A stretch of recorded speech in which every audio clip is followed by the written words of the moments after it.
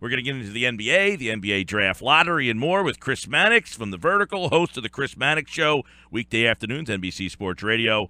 Download the app, subscribe to the Mannix podcast. And, Chris, we've got these Eastern Conference and Western Conference finals going on, but it doesn't seem to be very enticing or intriguing. Is there anything that interests you in these two series at this point?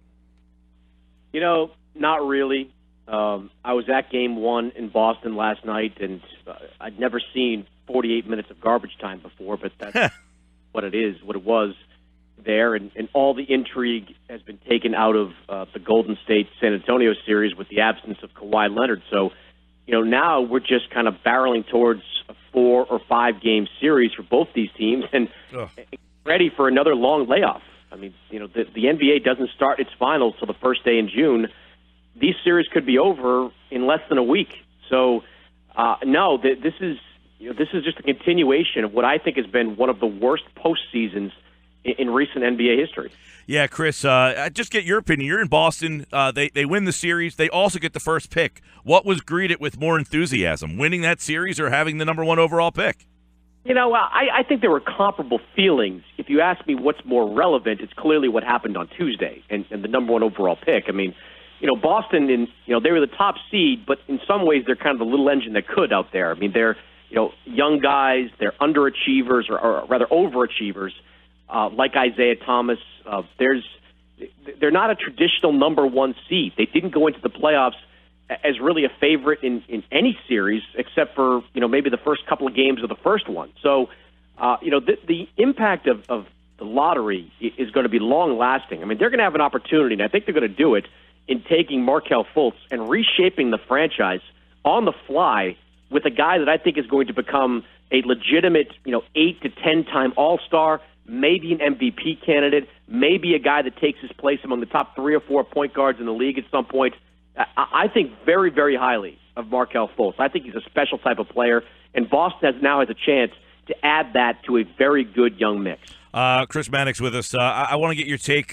We've talked so much over the years, we being in the Philly market here, about what the Sixers have done. Your take on Cuban yesterday, I mean, basically, the league could not have enjoyed hearing that. I know they know it exists, but to have a high-profile owner of like Chris Mannix, like Mark Cuban come out and say that, they had to be cringing. I think they were probably cringing some.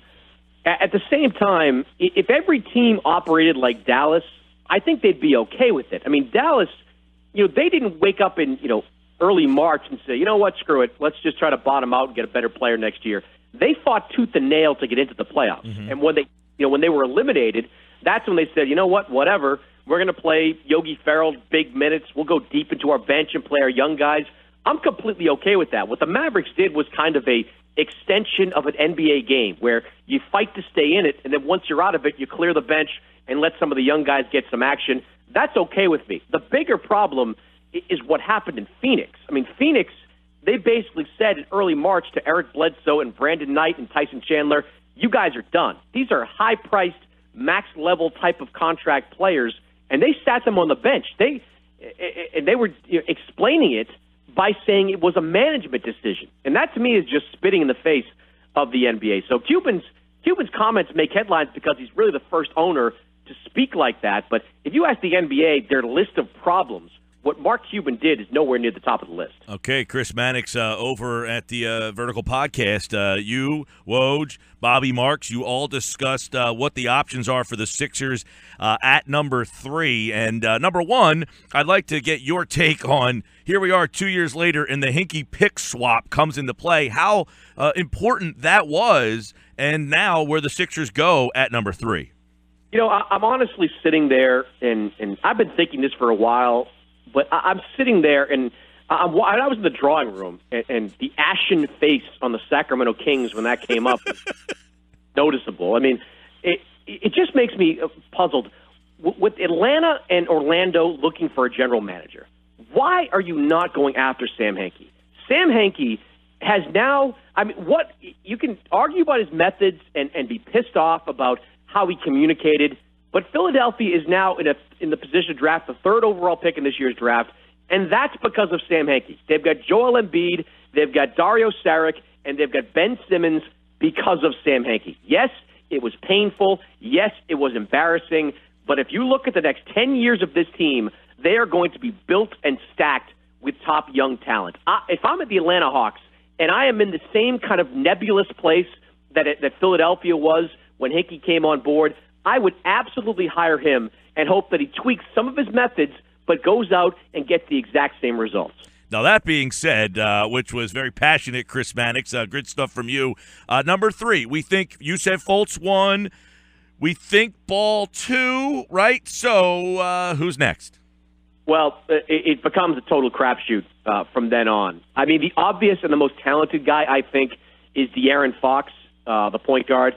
But, Fox is a non-shooter, and that's going to be a problem for him early in his career. And I just don't know how eager Brian Colangelo and Brett Brown are going to be to add another non-shooter to a mix of non-shooters. I mean, at some point, you've got to get somebody out there that can make a perimeter shot. Now, there may be a second move here. I think J.J. Redick is going to be on Philadelphia's radar this summer. I think they're willing to pay him more than many other teams to get him to sign there. And if you add J.J. Redick, all of a sudden having a non-shooter in your other backcourt spot makes it's less damaging. So I think they can go a lot of different directions. The point guard experiment with Ben Simmons, how serious is Philadelphia about this? That's something that's going to be a variable. There are some very good players there. They're going to get, I think, a top talent in that spot, but I don't think there is a clear-cut guy for that system. All right, Chris Mannix, of course, NBC Sports Radio, weekday afternoons. Check him out at the Mannix Podcast in the Vertical, NBC Sports. He joins us here on the Sports Bash Thursdays to talk NBA as the playoffs not so exciting, but the offseason getting ready to be very exciting. Chris, take care, pal. We'll do it again. You got it anytime.